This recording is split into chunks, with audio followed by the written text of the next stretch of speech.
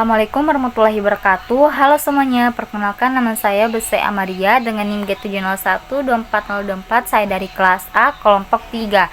Jadi pada video kali ini untuk memenuhi tugas pendahuluan pada percobaan keempat, yaitu identifikasi paracetamol dengan KLT atau kromatografi lapis tipis. Langsung ke video selanjutnya. Langsung saja pada soal pertama, yaitu apa prinsip dasar pemisahan senyawa pada metode kromatografi lapis tipis dan bagaimana peran fase diam dan fase gerak dalam proses tersebut. Jadi prinsip dasar KLT dan peran fase diam dan fase gerak itu, kalau kromatografi lapis tipis itu bekerja berdasarkan prinsip yang dimana perbedaan afinitas atau interaksi senyawa terhadap dua fase, yaitu kalau fase diam dia berupa silika gel atau dia bersifat polar, sedangkan fase gerak itu dia pelarut atau campurannya itu dia pelarut. Nah, terus ada juga kalau saat pelarut naik melalui pelat, karena adanya gaya kapiler, senyawa dalam sampel akan ikut bergerak. Namun kecepatan geraknya itu dia berbeda-beda. Nah, tergantung pada seberapa kuat senyawanya itu dia berikatan dengan fase diam dan seberapa larut senyawa dalam fase gerak. Jadi kalau senyawa yang lebih polar itu dia lebih cenderung bertahan di bawah, sedangkan senyawa yang lebih non-polar itu dia bergerak lebih jauh. Jadi pada soal yang kedua, yaitu mengapa nilai RF bisa digunakan untuk identifikasi. Jadi nilai RF itu adalah perbandingan jarak yang ditempuh senyawa terhadap jarak pelarut, yang dimana setiap senyawa memiliki nilai RF khas dalam kondisi tertentu sehingga bisa digunakan untuk identifikasi.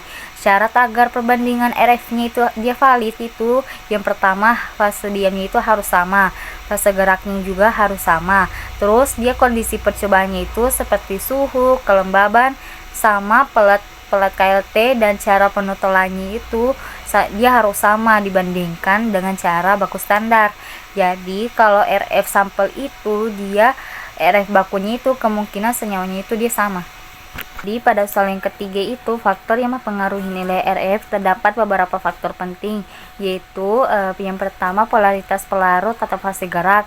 Jadi kalau dia makin polar senyawanya makin mudah bergerak. Ada juga ketebalan dan jenis fase diam, yang dimana silikanya itu lebih polar, namun dia dapat menahan senyawa polar ukuran noda atau spotting, yang dimana terlalu besar dan hasilnya melebar dan tidak akurat. Adapun saturasi chamber, yang dimana ruang harus jenuh uap pelarut agar hasil stabil, dan suhu dan kelembaban, yang dimana mempengaruhi penguapan dan interaksi. Jadi semua faktor itu dia bisa bikin nilai RF-nya itu berubah, jadi dia itu harus dikontrol semaksimal mungkin. Nah, pada soal yang keempat itu cara menghitung nilai RF. Jadi rumusnya nilai RF itu yang dimana jarak yang ditempuh senyawa dibagi jarak yang ditempuh pelarut.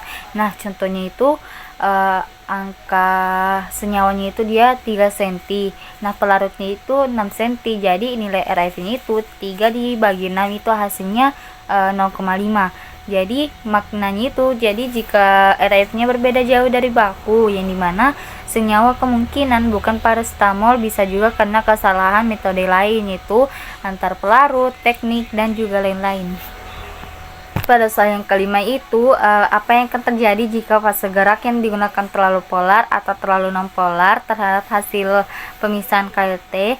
Nah, jelaskan mekanismenya. Jadi senyawa terlalu polar itu semua senyawanya itu ikut naik cepat, nodanya berkumpul di atas. Nah, pemisahannya itu dia buruk. Kalau terlalu non-polar itu dia senyawanya itu dia tidak bergerak atau nodanya itu dia tetap di bawah. Nah, pemisahannya juga itu dia gagal. Jadi kalau mekanismenya itu yang dimana terjadi karena keseimbangan interaksinya antara fase diam dan fase geraknya itu dia tidak optimal. Sekian dari video saya. Apabila ada kesalahan kata dalam pengucapan saya minta maaf. Saya akhiri. Assalamualaikum warahmatullahi wabarakatuh. Bye bye.